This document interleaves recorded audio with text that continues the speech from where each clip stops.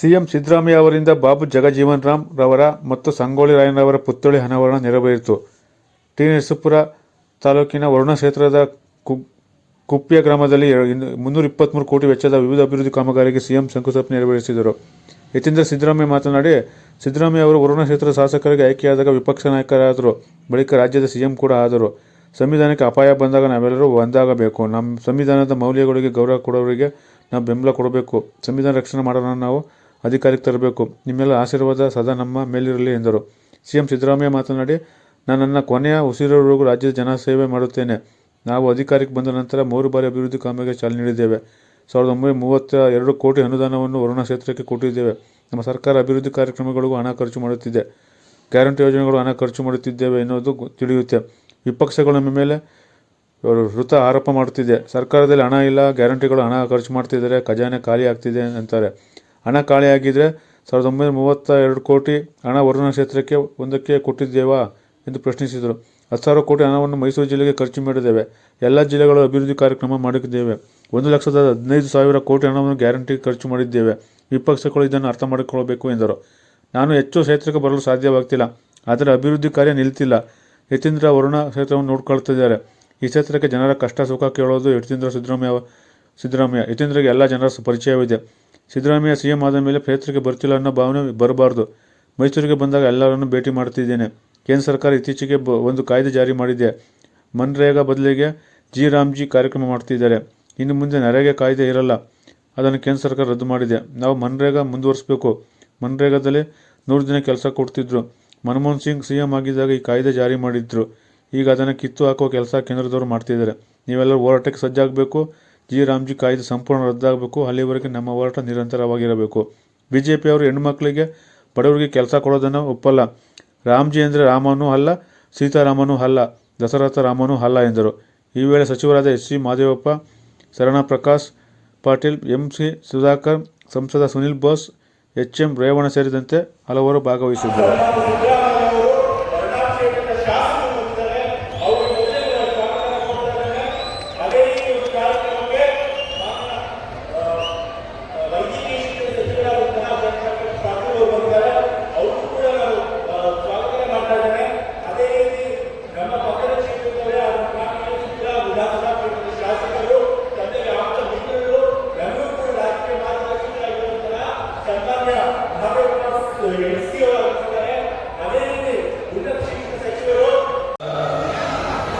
ಸಾಯಂಕಾಲ ಅಂತಂದ್ರೆ ಹಾಲು ಕರಿಬೇಕಾಗಿರ್ತಕ್ಕಂಥ ಪರಿಸ್ಥಿತಿ ಇದೆ.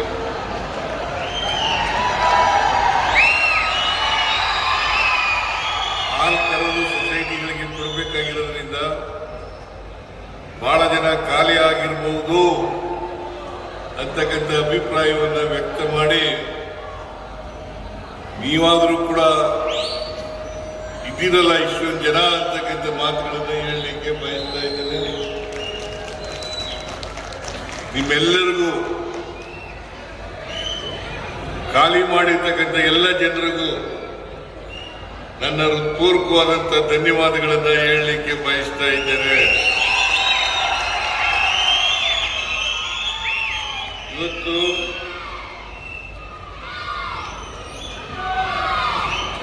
ಕುಪ್ಪೆ ಗ್ರಾಮದಲ್ಲಿ ನಡೀತಾ ಇರ್ತಕ್ಕಂಥ ಕಾರ್ಯಕ್ರಮ ತಾಲೂಕು ಮಟ್ಟದ ಕಾರ್ಯಕ್ರಮ. ಸುಮಾರು 323 ಕೋಟಿ ರೂಪಾಯಿಗಳಿಗೆ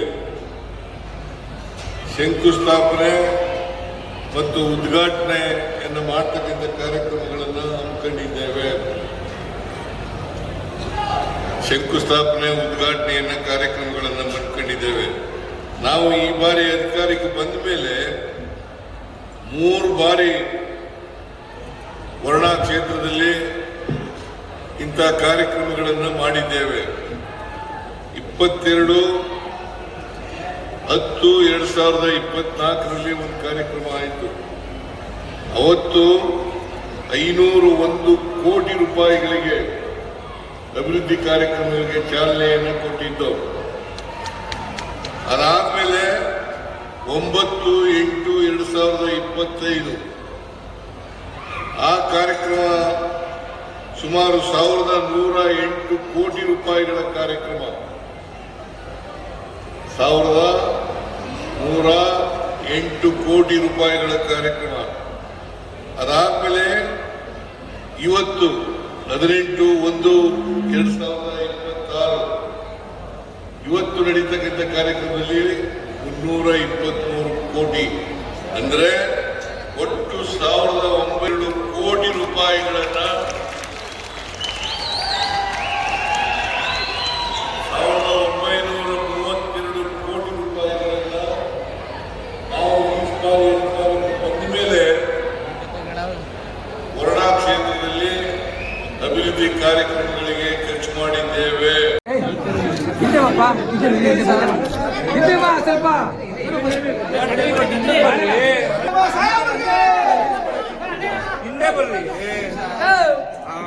ಕಾಣಲ್ಲ ಬಿಡಪ್ಪ, ಹಿಂದಕ್ಕೆ ಬರ್ರಿ, ಫೋಟೋ ಐತಿ ಸರ್. ನೀವು ಮೇಲೆ ನೋಡಿ ಸರ್.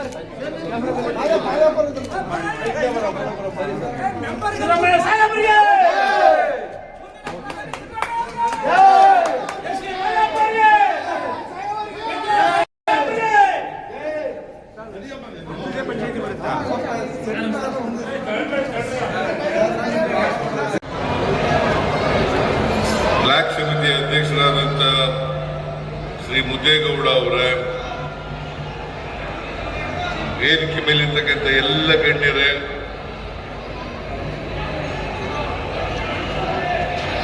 ಪಕ್ಷದ ಎಲ್ಲ ಮುಖಂಡರುಗಳೇ, ಇಲ್ಲಿ ಆಗಮಿಸಿರ್ತಕ್ಕಂಥ ಎಲ್ಲ ಆತ್ಮೀಯ ಬಂಧುಗಳೇ, ತಾಯಂದಿರೇ, ಸುದ್ದಿ ಮಾಧ್ಯಮದ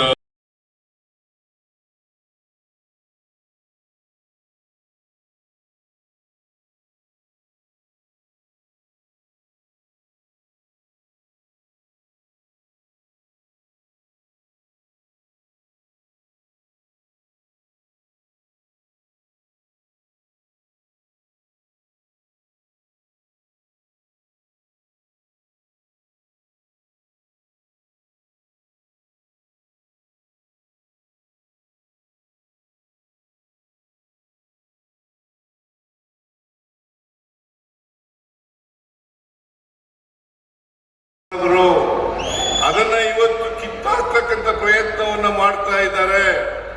ನಮ್ಮ ಹೋರಾಟ ಇವತ್ತು ಈಗಾಗಲೇ ಮಾದೇವಪ್ಪನವರು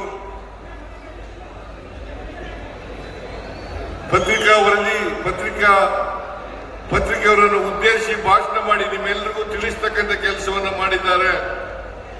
ಮುಂದೆನೂ ಕೂಡ ಮಾಡ್ತಾರೆ ಅಂತಕ್ಕಂಥ ಮಾತುಗಳನ್ನ ಹೇಳಲಿಕ್ಕೆ ಬಯಸ್ತಾ ಇದ್ದೇನೆ. ನೀವೆಲ್ಲರೂ ಕೂಡ ಇವತ್ತು ಹೋರಾಟಕ್ಕೆ ಸಜ್ಜಾಗಬೇಕು. ಎಲ್ಲಿವರೆಗೆ ನಿಮ್ಮ ಹೋರಾಟ ಇರಬೇಕು ಅಂತಂದ್ರೆ ಮನ್ರೇಗಾ ಕಾಯ್ದೆ ಮತ್ತೆ ಪುನರ್ಸ್ಥಾಪನೆ ಆಗಬೇಕು. ವಿ.ಬಿ. ರಾಮ್ಜಿ ಕಾಯ್ದೆ ಸಂಪೂರ್ಣವಾಗಿ ಅದನ್ನ ರದ್ದು ಮಾಡಬೇಕು. ಅಲ್ಲಿವರೆಗೆ ನಮ್ಮ ಹೋರಾಟ ಇರಬೇಕು ಅಂತಕ್ಕಂಥದನ್ನ ನಿಮಗೆ ಈ ಸಂದರ್ಭದಲ್ಲಿ ತಿಳಿಸಲಿಕ್ಕೆ ಬಯಸ್ತಾ ಇದ್ದೇನೆ. ಯಾಕೆಂತಂದ್ರೆ ಈ ಬಿಜೆಪಿಯವರು ಇದ್ದಾರಲ್ಲ, ಅವರು ಬಡವರಿಗೆ, ದಲಿತರಿಗೆ, ಹೆಣ್ಮಕ್ಳಿಗೆ, ಕಾರ್ಮಿಕರಿಗೆ ಅವರಿಗೆ ಕೆಲಸ ಕೊಡ್ತಕ್ಕಂಥದನ್ನ ಬಿಡಲ್ಲ. ಇದು ನೀವು ನಿಮ್ಮ ಊರಿನಲ್ಲೇ ನೀವು ವರ್ಷದಲ್ಲಿ ಯಾವಾಗ ಕೇಳಿದ್ರು ಉದ್ಯೋಗ ಕೊಡ್ತಕ್ಕಂಥ ಕಾಯ್ದೆಯನ್ನು ತಂದಿದ್ರು ಮನಮೋಹನ್ ಸಿಂಗ್ ರವರು.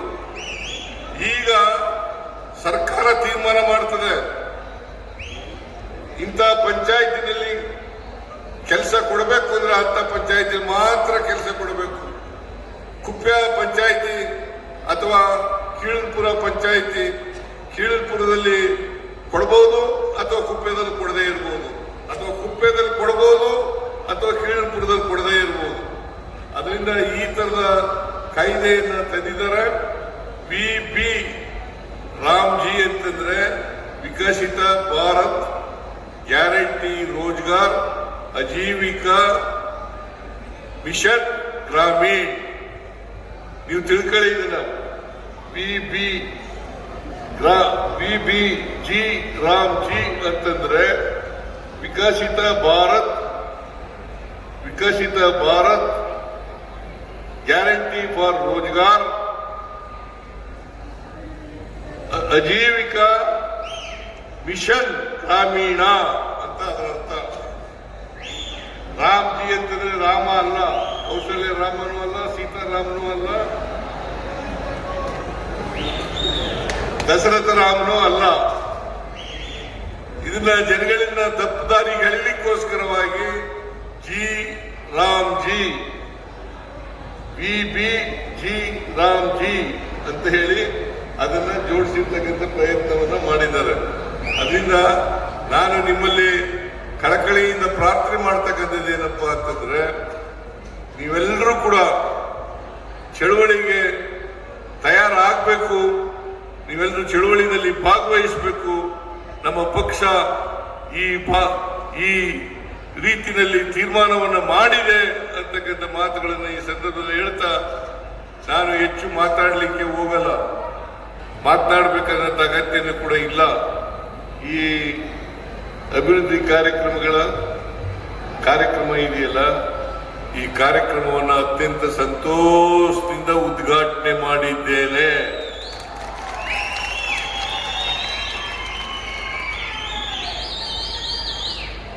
ನೀವೆಲ್ಲರೂ ಕೂಡ ಬಂದಿದ್ದೀರಿ. ನಾನು ನನ್ನ ಕೊನೆ ಉಸಿರಿನವರೆಗೂ ಕೂಡ ಈ ರಾಜ್ಯದ ಸೇವೆಯನ್ನ ಮಾಡತಕ್ಕಂಥ ಕೆಲಸವನ್ನ ಮಾಡ್ತೇನೆ ಅಂತಕ್ಕಂಥ ಮಾತುಗಳನ್ನು ಹೇಳಿ ನಿಮ್ಗೆಲ್ಲ ನಮಸ್ಕಾರವನ್ನು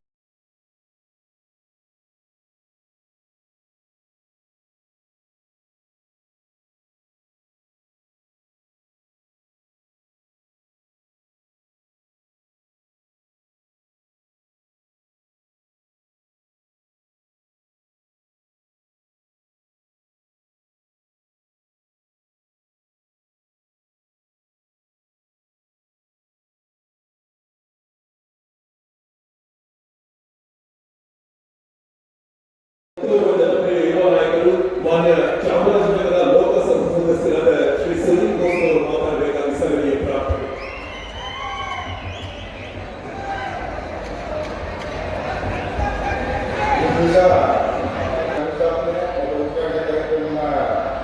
ಏರ್ಪಾಡು ಮಾಡಿದರೆ ಹಾಗೆಯೇ ಡಾಕ್ಟರ್ ಬಾಬು ಜಗಜೀವನ ಮತ್ತೆ ವೀರರಾಜ ಸಂಗೊಳ್ಳಿಯವರ ಪ್ರತಿಮೆ ಅನಾವರಣ ಕಾರ್ಯಕ್ರಮ ಹಮ್ಮಿಕೊಂಡಿದ್ದಾರೆ.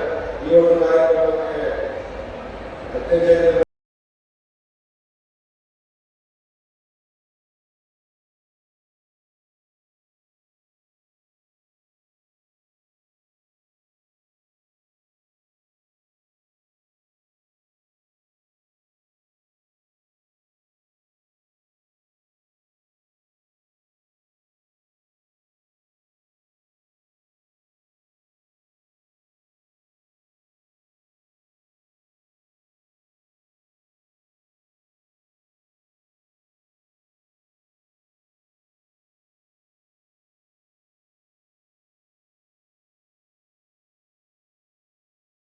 ಮಾಡಿದ್ದೇವೆ. ಇದರರ್ಥ ನಮ್ಮ ಸರ್ಕಾರ ಅಭಿವೃದ್ಧಿ ಕಾರ್ಯಕ್ರಮಗಳಿಗೂ ಕೂಡ ಹಣ ಖರ್ಚು ಮಾಡಿದ್ದೇವೆ, ಜೊತೆಗೆ ಗ್ಯಾರಂಟಿ ಯೋಜನೆಗಳಿಗೂ ಕೂಡ ಖರ್ಚು ಮಾಡಿದ್ದೇವೆ ಅಂತಕ್ಕಂಥದ್ದು ಬಹಳ ಸ್ಪಷ್ಟವಾಗ್ತದೆ ಅಂತಕ್ಕಂಥ ಮಾತುಗಳನ್ನ ಹೇಳಲಿಕ್ಕೆ ಬಯಸ್ತಾ ಇದ್ದಾರೆ. ವಿರೋಧ ಪಕ್ಷದವರು ಬಹಳ ದೊಡ್ಡದಾಗಿ ನಮ್ಮ ಮೇಲೆ ಅಪಪ್ರಚಾರ ಮಾಡ್ತಾ ಇದ್ದಾರೆ. ಸಿದ್ದರಾಮಯ್ಯನವರ ಸರ್ಕಾರದಲ್ಲಿ ಹಣ ಇಲ್ಲ, ಗ್ಯಾರಂಟಿ ಯೋಜನೆಗಳಿಗೆ ಹಣ ಖರ್ಚು ಮಾಡಿಬಿಟ್ಟಿರೋದ್ರಿಂದ ಅಭಿವೃದ್ಧಿ ಕಾರ್ಯಕ್ರಮಗಳಿಗೆ ಯಾವುದೇ ಹಣ ಇಲ್ಲ, ಖಜಾನೆ ಖಾಲಿಯಾಗಿದೆ ಅಂತಕ್ಕಂಥ ಆರೋಪಗಳನ್ನ ವಿರೋಧ ಪಕ್ಷದವರು ಮಾಡ್ತಾರೆ. ನಾನು ವಿರೋಧ ಪಕ್ಷದವರಿಗೆ ಕೇಳ್ತೇನೆ, ಈ 2.5 ವರ್ಷಗಳಲ್ಲಿ 1932 ಕೋಟಿ ರೂಪಾಯಿಗಳನ್ನ ಬರೀ ಅಭಿವೃದ್ಧಿ ಕಾರ್ಯಕ್ರಮಗಳಿಗೆ ಖರ್ಚು ಮಾಡಿರ್ತಕ್ಕಂಥದ್ದು. ಖಜಾನೆ ಖಾಲಿಯಾಗಿದ್ರೆ ಇಷ್ಟೊಂದು ಕೋಟಿ ರೂಪಾಯಿಗಳ ಹಣವನ್ನು ಖರ್ಚು ಮಾಡಲಿಕ್ಕೆ ಸಾಧ್ಯ ಆಯ್ತಿತ್ತ? ಮೈಸೂರು ಜಿಲ್ಲೆಯಲ್ಲಿ ಸುಮಾರು 10,000 ಕೋಟಿ ರೂಪಾಯಿಗಳನ್ನು ಖರ್ಚು ಮಾಡಿದ್ದೀವಿ. ಮೈಸೂರು ಜಿಲ್ಲೆಯಲ್ಲಿ 10,000 ಕೋಟಿ ರೂಪಾಯಿಗಳು. ಇದೇ ರೀತಿ ರಾಜ್ಯದ ಎಲ್ಲ ಜಿಲ್ಲೆಗಳಲ್ಲೂ ಕೂಡ ಹಣವನ್ನು ಖರ್ಚು ಮಾಡಿದ್ದೀವಿ. ಎಲ್ಲ ಜಿಲ್ಲೆಗಳಲ್ಲೂ ಕೂಡ ಕಾರ್ಯಕ್ರಮಗಳನ್ನು ಮಾಡಿ ಅಭಿವೃದ್ಧಿ ಕಾರ್ಯಕ್ರಮಗಳನ್ನು ಮಾಡಿದ್ದೇವೆ. ಇದ್ರ ಜೊತೆಗೆ 1,15,000 ಕೋಟಿ 1,15,000 ಕೋಟಿ ರೂಪಾಯಿಗಳನ್ನ ಗ್ಯಾರಂಟಿ ಯೋಜನೆಗಳಿಗೆ ಖರ್ಚು ಮಾಡಿದ್ದೇವೆ. ಶಕ್ತಿ ಯೋಜನೆ, ಗೃಹಲಕ್ಷ್ಮಿ ಯೋಜನೆ, ಗೃಹ ಜ್ಯೋತಿ ಯೋಜನೆ, ಆಮೇಲೆ ಅನ್ನಭಾಗ್ಯ ಕಾರ್ಯಕ್ರಮ,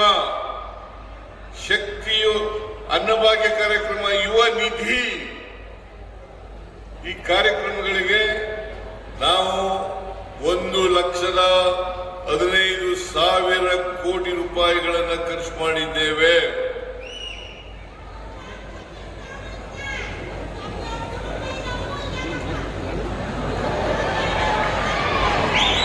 $1,15,000 ಕೋಟಿ ರೂಪಾಯಿಗಳನ್ನು ಖರ್ಚು ಮಾಡಿದ್ದೇವೆ.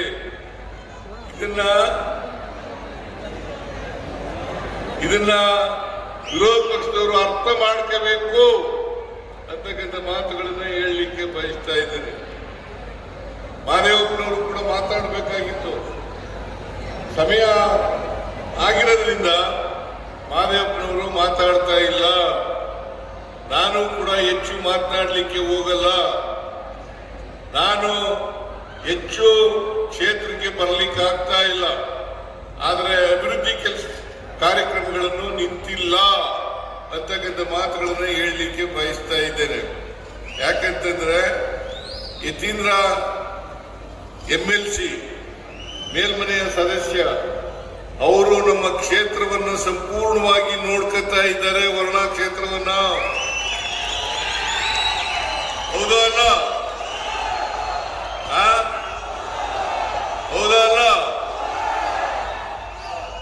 ನನ್ನ ಗೈರು ಹಾಜರಿನಲ್ಲಿ ಈ ಕ್ಷೇತ್ರದ ಕಷ್ಟ ಸುಖವನ್ನ ಕೇಳ್ತಕ್ಕಂಥವರು ಡಾಕ್ಟರ್ ಯತೀಂದ್ರ ಅವರು.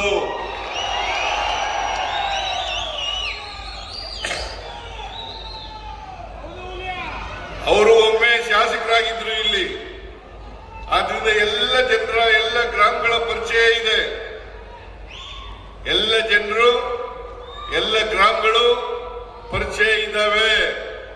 ಹಾಗಾಗಿ ಗ್ರಾಮಗಳನ್ನು ಕೂಡ ಭೇಟಿ ಕೊಡ್ತಕ್ಕಂಥದ್ದು, ವಾರಕ್ಕೆ 1 ಸಾರಿ 2 ಸಾರಿ ಬಂದು, 2 ಸಾರಿ 3 ಸಾರಿ ಬಂದು ನಿಮ್ಮ ಕಷ್ಟ ಸುಖಗಳನ್ನ ಕೇಳ್ತಕ್ಕಂಥ ಕೆಲಸವನ್ನ ಮಾಡ್ತಾರೆ. ಹೌದಲ್ಲ?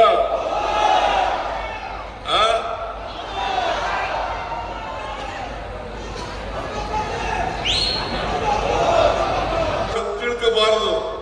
ಸಿದ್ದರಾಮಯ್ಯನವರು ಮುಖ್ಯಮಂತ್ರಿ ಆದ್ಮೇಲೆ ಕ್ಷೇತ್ರದಲ್ಲಿ ಬರಲ್ಲ, ಕಡಿಮೆ ಮಾಡಿದ್ದಾರೆ ಅಂತಕ್ಕಂಥ ಭಾವನೆಯನ್ನ ಯಾರು ಕೂಡ ತಾಳಬಾರದು ಅಂತಕ್ಕಂಥ ಮಾತುಗಳನ್ನ ಹೇಳಲಿಕ್ಕೆ ಬಯಸ್ತಾ ಇದ್ದೇನೆ. ನಾನು ಮೈಸೂರಿಗೆ ಬಂದಾಗೆಲ್ಲ ಎಲ್ಲ ಜನರನ್ನ ಭೇಟಿ ಮಾಡ್ತಕ್ಕಂಥ ಪ್ರಯತ್ನವನ್ನು ಮಾಡ್ತಾ ಇದ್ದೇನೆ. ಆದ್ರಿಂದ ಕೂತ್ಕೊಳ್ಳಪ್ಪ, ಯಾರು ತಪ್ಪು ತಿಳ್ಕೋಬಾರದು.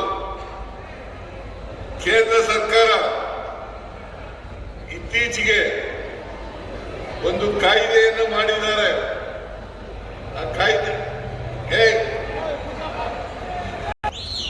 ಮನ್ರೇಗಾ ಬದಲಿಗೆ ಒಂದು ಕಾಯ್ದೆಯನ್ನು ಮಾಡಿದ್ದಾರೆ. ಅದರ ಹೆಸರು VB ಜಿ ರಾಮ್ ಜಿ ಅಂತಕ್ಕಂಥ ಕಾಯ್ದೆಯನ್ನು ಮಾಡಿದ್ದಾರೆ. ಇನ್ನು ಮುಂದೆ ನರೇಗಾ ಕಾಯ್ದೆ ಇರಲ್ಲ, ಅದನ್ನು ರದ್ದು ಮಾಡಿದ್ದಾರೆ ಕೇಂದ್ರ ಸರ್ಕಾರದವರು. ನಾವು ಮನ್ರೇಗಾವನ್ನೇ ಮುಂದುವರಿಸಬೇಕು. ಮನ್ರೇಗಾ ಬಡವರಿಗೆ, ದಲಿತರಿಗೆ, ಹೆಣ್ಣು ಮಕ್ಕಳಿಗೆ 100 ದಿನ ಕೆಲಸ ಕೊಡ್ತಕ್ಕಂಥ ಕಾಯ್ದೆ. ಅದು ಸಂವಿಧಾನದ ಹಕ್ಕು. ಅದನ್ನು ಯಾವ ಕಾರಣಕ್ಕೂ ಕೂಡ ರದ್ದು ಮಾಡಬಾರದು.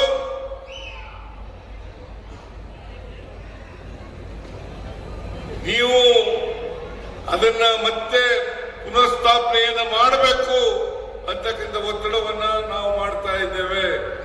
ಇವತ್ತು ಮನ್ರೇಗಾದಲ್ಲಿ 100 ದಿನ ಕೆಲಸ ಕೊಡ್ತಕ್ಕಂಥದ್ದು ಇತ್ತು. ಹಿಂದೆ 2020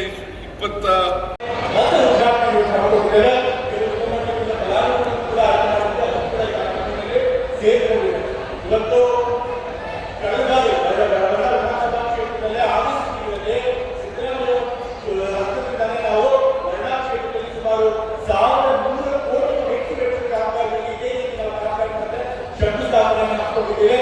ಈಗ 26-27 ಸಾಲಿನಲ್ಲಿ ಮತ್ತೆ 120 ಕೋಟಿಯ ಕಾಮಗಾರಿಗಳಿಗೆ ನಾವು ಉದ್ಘಾಟನೆ ಹಾಕೊಂಡಿದ್ದೇವೆ. ಸೊ ಈ ಹೇಳ್ತಾ ಇದ್ದಾರೆ ನಮ್ಮ ಸರ್ಕಾರದಲ್ಲಿ ಕಾರ್ಯಕ್ರಮಗಳನ್ನು ತಂದು ಎಲ್ಲರೂ ಕೂಡ ನಾವು ಉತ್ತರ ಮಾತನ್ನು ಕೊಡೋಣ, ನಮ್ಮ ಕೃತ್ಯದ ಕೊಡ್ತೀವಿ, ನಮ್ಮ ಕೃತಿ ಕೊಡ್ತೀವಿ. ಇವಾಗ ನಾವು ಇಷ್ಟೊಂದು ಉದ್ಘಾಟನೆ ಶಂಕುಸ್ಥಾಪನೆ ಮಾಡ್ತಿರೋದು ಎಲ್ಲರಿಗೂ ಸರಿಯಾದ ಉತ್ತರ ಕೊಡ್ತಾ ಇದೆ. ಪ್ರತಿ ವರ್ಷ ಕೂಡ ಒಳಾಕ್ಷೇತ್ರದಲ್ಲಿ 100 ಕೋಟಿಯ 1,000 ಕೋಟಿಯ ಅಭಿವೃದ್ಧಿ ಕಾಮಗಾರಿಗಳು ನಡೀತಾನೆ ಇದೆ. ಇದೇ ತೋರಿಸುತ್ತೆ ನಮ್ಮ ಸರ್ಕಾರ ಮುಂದುವರಿದೆ. ಅಭಿವೃದ್ಧಿ ಕಾಮಗಾರಿಗೆ ಯಾವುದೇ ಒಂದು ರೀತಿಯ ಅನುದಾನ ಕಮ್ಮಿ ಮಾಡಿಲ್ಲ. ಅಭಿವೃದ್ಧಿ ಕ್ಷೇತ್ರದಲ್ಲಿ ನಮ್ಮ ರಾಜ್ಯದಲ್ಲಿ ಹೆಚ್ಚಾಗಿ ನಡೀತಾ ಇದೆ ಅಂತ ಇದು ತೋರಿಸುತ್ತೆ. ಇದಕ್ಕೆಲ್ಲ ಕಾರಣಕರ್ತರಾಗಿರುವಂತಹ ಕರ್ನಾಟಕ ಸರ್ಕಾರದ ಮುಖ್ಯಮಂತ್ರಿಗಳಿಗೆ ಮತ್ತು ಎಲ್ಲ ಗೌರವ ಸಚಿವರಿಗೆ ನಾನು ವಂದನೆಗಳನ್ನು ಕೃತಜ್ಞತೆಯನ್ನು ಅಭಿನಂದನೆಗಳನ್ನು ಇಷ್ಟಪಡ್ತೇನೆ. ಮತ್ತೆ ಈ ಕಾರ್ಯಕ್ರಮ ಇವತ್ತು ಸುತ್ತೂರು ಜಾತ್ರೆ ಇತ್ತು. ಅದರ ನಂತರ ನಮ್ಮ ತಾಲೂಕಿನವರೇ ಆದಂತ ನರಸೇಗೌಡರು ನನಗೆ ಬಹಳ ಆಪ್ತರು. ಅವರು ದೈವಾಧೀನರಾಗಿದ್ದರು. ಸೊ ನಾನು ಅಲ್ಲಿಗೆ ಹೋಗ್ಬೇಕಾಗಿ ಬಂದಿತ್ತು. ಅದರಿಂದ ಅಲ್ಲಿಂದ ಈ ಕಾರ್ಯಕ್ರಮಕ್ಕೆ ಬರೋಕ್ಕೆ ತಡವಾಯಿತು. ಹಾಗಾಗಿ ನಿಮ್ಮನ್ನೆಲ್ಲ ಕಾಯಿಸಿದ್ದೀನಿ. ಈಗಾಗಲೇ ಕೆಲವರು ಖಾಲಿ ಮಾಡಿದ್ದಾರೆ. ಕಾರಣ ಯಾಕಪ್ಪ ಅಂತಂದ್ರೆ ಬಹಳ ಹೊತ್ತು ಕಾಯ್ದಿರೋದು. ಸುಮಾರು 1 ಗಂಟೆಗೆ ಪ್ರಾರಂಭ ಆಗಬೇಕಾಗಿತ್ತು ಈ ಕಾರ್ಯಕ್ರಮ. ಆದರೆ ಈಗ 5 ಗಂಟೆ 25 ನಿಮಿಷಗಳಾಗಿದ್ದಾವೆ. ಮೊದಲನೇ ಬಾರಿ ಸಿದ್ದರಾಮಯ್ಯ ಶಾಸಕರಾದಾಗ ವಿರೋಧ ಪಕ್ಷದ ನಾಯಕರಾದರು, ನಂತರ ಮುಖ್ಯಮಂತ್ರಿಗಳೇ ಆದರು. ಯಾವಾಗ ಕರ್ನಾಟಕದಿಂದ ನನಗೆ ಕೊಟ್ಟಾಗ ಮುಖ್ಯಮಂತ್ರಿ ಸ್ಥಾನ ತಂದು ಅದು ಮತ್ತೆ 2ನೇ ಬಾರಿ ಕರ್ನಾಟಕದಿಂದ ಶಾಸಕರಾದಾಗ ಎಲ್ಲ ಆಶೀರ್ವಾದ ಮಾಡಿ 2ನೇ ಬಾರಿ ಮುಖ್ಯಮಂತ್ರಿ ಆದರು. 2ನೇ ಬಾರಿ ಮುಖ್ಯಮಂತ್ರಿಯಾಗಿ 7 ವರ್ಷಕ್ಕಿಂತ ಹೆಚ್ಚು ಕಾಲ ಈ ಸರ್ಕಾರ ಮುಖ್ಯಮಂತ್ರಿ ಸ್ಥಾನದಲ್ಲಿದ್ದು ಆ ಹುದ್ದೆಯಲ್ಲಿ ಒಳ್ಳೆ ಕೆಲಸ ಮಾಡಿ ಇವತ್ತು ಕರ್ನಾಟಕ ರಾಜ್ಯದಲ್ಲಿ ಅತ್ಯಂತ ಹೆಚ್ಚು ಮುಖ್ಯಮಂತ್ರಿಯಾಗಿರೋದು ಹೇಳಿ ದಾಖಲೆ ಸಿದ್ದರಾಮಯ್ಯ ಮಾಡಿದ್ದಾರೆ. ಅದಕ್ಕೆ ಕಾರಣ ಯಾವಂದ್ರೆ ಅದಕ್ಕೆ ಕರ್ನಾಟಕದ ನಾಗರಿಕತೆ ಈ ಕೊಟ್ಟಿರುವಂತ ಪ್ರೀತಿ, ನೀವು ಇಟ್ಟಿರುವಂತ ವಿಶ್ವಾಸ, ನೀವು ತೋರಿಸಿರುವಂತ ಅಭಿಮಾನ, ನೀವು ಮಾಡಿದ ಆಶೀರ್ವಾದ ಸಿದ್ದರಾಮಯ್ಯ ಇಷ್ಟೊಂದು ದಾಖಲೆ ಮಾಡ್ತಾರೆ.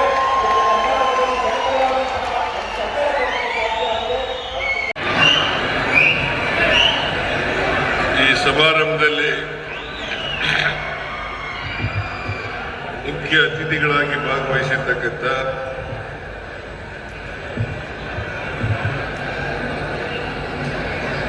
ಮೈಸೂರು ಜಿಲ್ಲಾ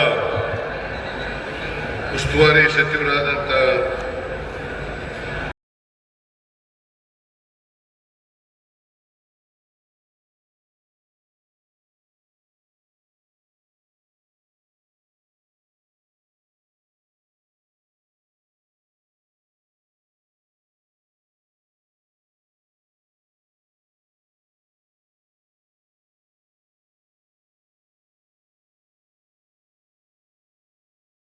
ಸನ್ಮಾನ್ಯ ಮುಖ್ಯಮಂತ್ರಿಗಳಾಗಿರ್ತಕ್ಕಂಥ ಸಿದ್ದರಾಮಯ್ಯಜಿಯವರೇ, ಜಿಲ್ಲಾ ಉಸ್ತುವಾರಿ ಸಚಿವರಾಗಿರ್ತಕ್ಕಂಥ ಮತ್ತು ಸಂಸದರಾಗಿರ್ತಕ್ಕಂಥ ಶ್ರೀ ಬೋಸ್ ಅವರೇ, ಉನ್ನತ ಶಿಕ್ಷಣ ಸಚಿವರಾಗಿರ್ತಕ್ಕಂಥ ಸುಧಾಕರ್ ಅವರೇ ಮತ್ತು ವೇದಿಕೆ ಮೇಲೆ ಆಸೀನರಾಗಿರ್ತಕ್ಕಂಥ ಗಣ್ಯರೇ ಮತ್ತು ಬಹಳ ಮತ್ತು ವಿಶೇಷವಾಗಿರ್ತಕ್ಕಂಥ ರಿಮೋಟ್ ಅನ್ನು ಒತ್ತುವುದರ ಮೂಲಕ ಶಿಲಾ ಫಲಕಗಳ ಅನಾವರಣ ಕೂಡ ಆಗಲಿದೆ.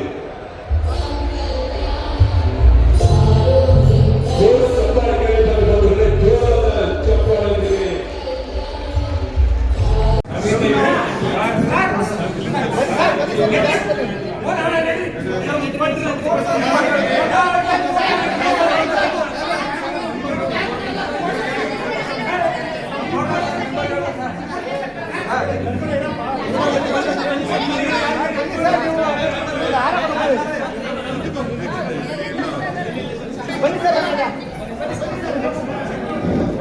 ಏನು ನೋಡಕ್ಕೆ ಇದೇ ಮಾಡಲ್ಲ ನೀವು ಮೆಂಬರ್ ಅಂತೀರ ಮ್ಯಾನ್ ಮೇಲೆ ಹೋಗ್ತೀರಾ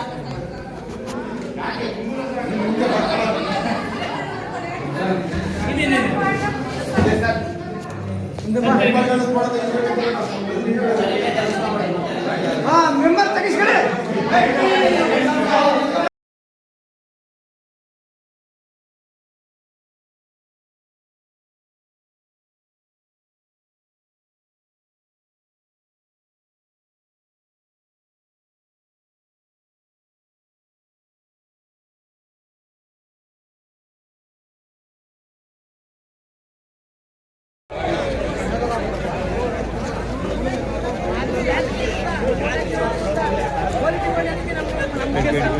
ಹೇಳ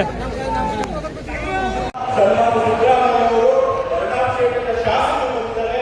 ಅವರು ಮೊದಲೇ ಸ್ವಾಗತ ಕೊಡ್ತಾರೆ. ಅದೇ ರೀತಿ ಒಂದು ಕಾರ್ಯಕ್ರಮಕ್ಕೆ ವೈದ್ಯಕೀಯ ಶಿಕ್ಷಣ ಸಚಿವರಾದಂತಹ ಡಾಕ್ಟರ್ ಪಾಟೀಲ್ ಅವರು ಬಂದಿದ್ದಾರೆ. ಅವರು ಕೂಡ ನಾವು ಸ್ವಾಗತ ಮಾಡ್ತಾ ಇದ್ದೇನೆ. ಅದೇ ರೀತಿ ನಮ್ಮ ಪಕ್ಕದ ಕ್ಷೇತ್ರದವರೇ ಆದ ಕಾಂಗ್ರೆಸ್ ವಿಧಾನಸಭಾ ಕ್ಷೇತ್ರದ ಶಾಸಕರು, ತಂದೆಗೆ ಆಪ್ತ ಮಿತ್ರರು, ಎಲ್ಲರೂ ಕೂಡ ರಾಜಕೀಯ ಮಾರ್ಗದರ್ಶಕರಾಗಿರುವಂತಹ ಸನ್ಮಾನ್ಯ ಎಸ್ಸಿ ಅವರಾಗಿದ್ದಾರೆ. ಅದೇ ರೀತಿ ಉನ್ನತ ಶಿಕ್ಷಣ ಸಚಿವರು ಸಾಯಂಕಾಲ ಅಂತಂದ್ರೆ ಹಾಲು ಕರಿಬೇಕಾಗಿರ್ತಕ್ಕಂಥ ಪರಿಸ್ಥಿತಿ ಇದೆ.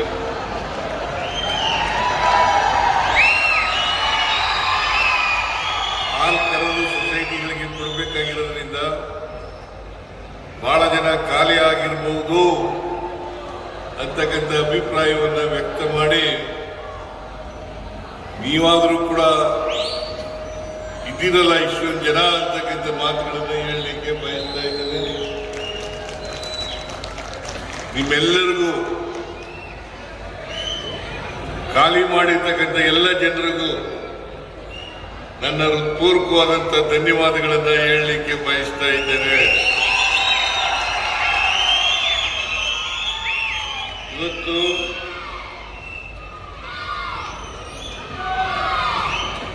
ಕುಪ್ಪೆ ಗ್ರಾಮದಲ್ಲಿ ನಡೀತಾ ಇರ್ತಕ್ಕಂಥ ಕಾರ್ಯಕ್ರಮ ತಾಲೂಕು ಮಟ್ಟದ ಕಾರ್ಯಕ್ರಮ.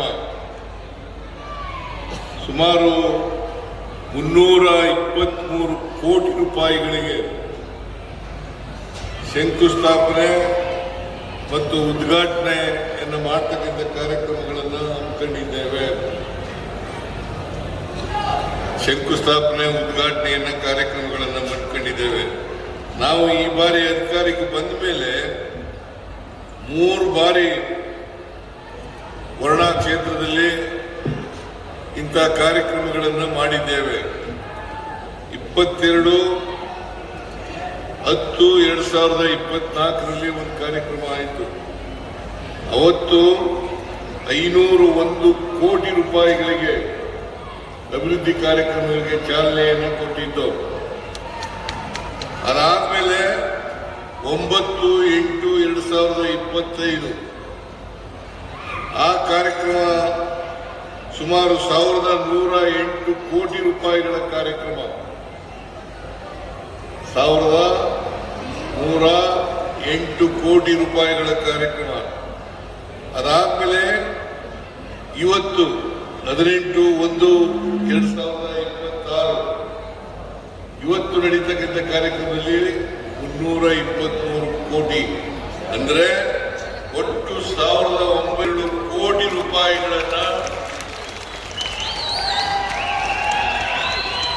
1932 ಕೋಟಿ ರೂಪಾಯಿಗಳನ್ನ ನಾವು ಬಂದ ಮೇಲೆ ವರುಣಾ ಕ್ಷೇತ್ರದಲ್ಲಿ ಅಭಿವೃದ್ಧಿ ಕಾರ್ಯಕ್ರಮಗಳಿಗೆ ಖರ್ಚು ಮಾಡಿದ್ದೇವೆ. ಹಿಂದೆವಪ್ಪ ಹಿಂದೆ ಬಾ ಸ್ವಲ್ಪ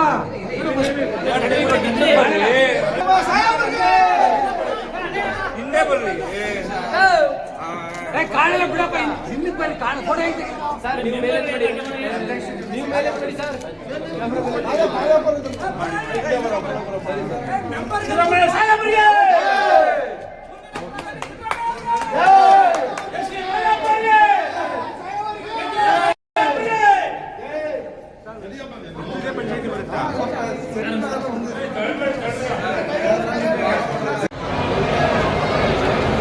ಬ್ಲಾಕ್ ಸಮಿತಿ ಅಧ್ಯಕ್ಷರಾದಂಥ ಶ್ರೀ ಮುದ್ದೇಗೌಡ ಅವರೇ,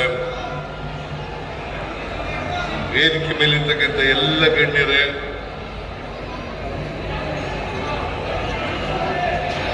ಪಕ್ಷದ ಎಲ್ಲ ಮುಖಂಡರುಗಳೇ, ಇಲ್ಲಿ ಆಗಮಿಸಿರ್ತಕ್ಕಂಥ ಎಲ್ಲ ಆತ್ಮೀಯ ಬಂಧುಗಳೇ, ತಾಯಂದಿರೇ, ಸುದ್ದಿ ಮಾಧ್ಯಮದ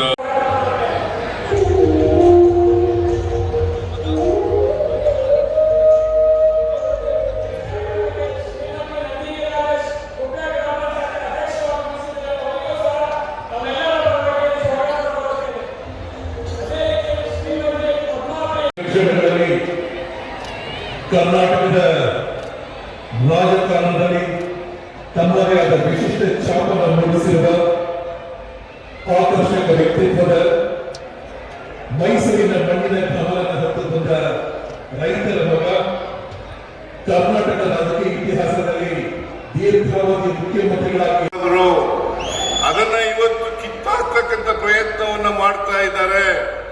ನಮ್ಮ ಹೋರಾಟ ಇವತ್ತು ಈಗಾಗಲೇ ಮಾದೇವಪ್ಪನವರು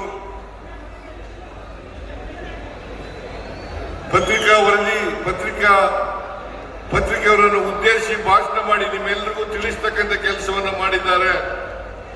ಮುಂದೆನೂ ಕೂಡ ಮಾಡ್ತಾರೆ ಅಂತಕ್ಕಂಥ ಮಾತುಗಳನ್ನು ಹೇಳಲಿಕ್ಕೆ ಬಯಸ್ತಾ ಇದ್ದೇನೆ. ನೀವೆಲ್ಲರೂ ಕೂಡ ಇವತ್ತು ಹೋರಾಟಕ್ಕೆ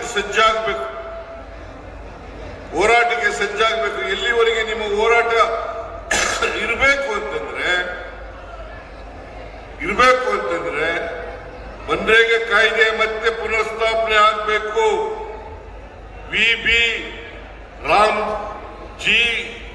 ರಾಮ್ಜಿ ಕಾಯ್ದೆ ಸಂಪೂರ್ಣವಾಗಿ ಅದನ್ನ ರದ್ದು ಮಾಡಬೇಕು.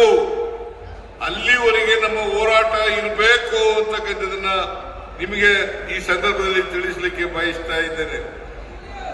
ಯಾಕಂತಂದ್ರೆ ಈ ಬಿಜೆಪಿಯವರು ಇದ್ದಾರಲ್ಲ, ಅವರು ಬಡವರಿಗೆ, ದಲಿತರಿಗೆ, ಹೆಣ್ಮಕ್ಕಳಿಗೆ, ಕಾರ್ಮಿಕರಿಗೆ ಅವರಿಗೆ ಕೆಲಸ ಕೊಡ್ತಕ್ಕಂಥದನ್ನ ಬಿಡಲ್ಲ. ಇದು ನೀವು ನಿಮ್ಮ ಊರಿನಲ್ಲೇ ನೀವು ವರ್ಷದಲ್ಲಿ ಯಾವಾಗ ಕೇಳಿದ್ರು ಉದ್ಯೋಗ ಕೊಡ್ತಕ್ಕಂಥ ಕಾಯ್ದೆಯನ್ನ ತಂದಿದ್ರು ಮನಮೋಹನ್ ಸಿಂಗ್ ರವರು. ಈಗ ಸರ್ಕಾರ ತೀರ್ಮಾನ ಮಾಡ್ತದೆ, ಇಂಥ ಪಂಚಾಯತಿನಲ್ಲಿ ಕೆಲಸ ಕೊಡಬೇಕು ಅಂದ್ರೆ ಅಂತ ಪಂಚಾಯತಿ ಮಾತ್ರ ಕೆಲಸ ಕೊಡಬೇಕು. ಕುಪ್ಪೆ ಪಂಚಾಯತಿ ಅಥವಾ ಕೀಳಲ್ಪುರ ಪಂಚಾಯತಿ, ಕೀಳಲ್ಪುರದಲ್ಲಿ ಕೊಡಬಹುದು ಅಥವಾ ಕುಪ್ಪೆದಲ್ಲಿ ಕೊಡದೇ ಇರಬಹುದು, ಅಥವಾ ಕುಪ್ಪೆದಲ್ಲಿ ಕೊಡಬಹುದು ಅಥವಾ ಕೀಳಲ್ಪುರದಲ್ಲಿ ಕೊಡದೇ ಇರಬಹುದು. ಅದರಿಂದ ಈ ತರದ ಕಾಯ್ದೆಯನ್ನ ತಂದಿದ್ದಾರೆ. ರಾಮ್ಜಿ ಅಂತಂದ್ರೆ ವಿಕಸಿತ ಭಾರತ್ ಗ್ಯಾರಂಟಿ ರೋಜ್ಗಾರ್ ಆಜೀವಿಕಾ ಮಿಷನ್ ಗ್ರಾಮೀಣ್. ನೀವು ತಿಳ್ಕೊಳ್ಳಿ ಇದನ್ನ. ರಾಮ್ಜಿ ಅಂತಂದ್ರೆ Viksit Bharat guarantee for Rozgar Ajeevika mission Gramin ಅಂತ ಅದರ ಅರ್ಥ. ರಾಮ್ಜಿ ಅಂತಂದ್ರೆ ರಾಮ ಅಲ್ಲ, ಕೌಶಲ್ಯ ರಾಮನೂ ಅಲ್ಲ, ಸೀತಾರಾಮನೂ ಅಲ್ಲ, ದಶರಥ ರಾಮನೂ ಅಲ್ಲ. ಇದನ್ನ ಜನಗಳಿಂದ ತಪ್ಪುದಾರಿಗೆ ಎಳಿಲಿಕ್ಕೋಸ್ಕರವಾಗಿ G Ram G G Ram G ಅಂತ ಹೇಳಿ ಅದನ್ನ ಜೋಡಿಸಿರ್ತಕ್ಕಂಥ ಪ್ರಯತ್ನವನ್ನ ಮಾಡಿದ್ದಾರೆ. ಅದರಿಂದ ನಾನು ನಿಮ್ಮಲ್ಲಿ ಕಳಕಳಿಯಿಂದ ಪ್ರಾರ್ಥನೆ ಮಾಡ್ತಕ್ಕಂಥದ್ದು ಏನಪ್ಪಾ ಅಂತಂದ್ರೆ, ನೀವೆಲ್ಲರೂ ಕೂಡ ಚಳುವಳಿಗೆ ತಯಾರಾಗಬೇಕು, ನೀವೆಲ್ಲರೂ ಚಳುವಳಿಯಲ್ಲಿ ಭಾಗವಹಿಸಬೇಕು. ನಮ್ಮ ಪಕ್ಷ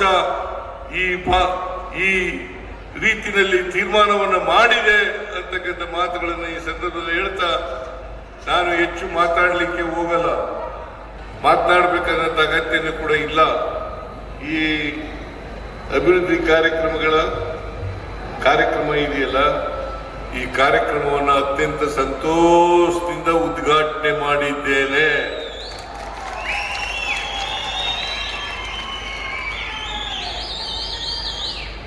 ನೀವೆಲ್ಲರೂ ಕೂಡ ಬಂದಿದ್ದೀರಿ.